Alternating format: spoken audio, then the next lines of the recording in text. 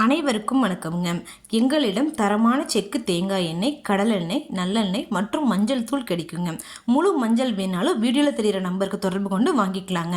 இப்போ வாங்க வீடியோக்குள்ளே போகலாங்க.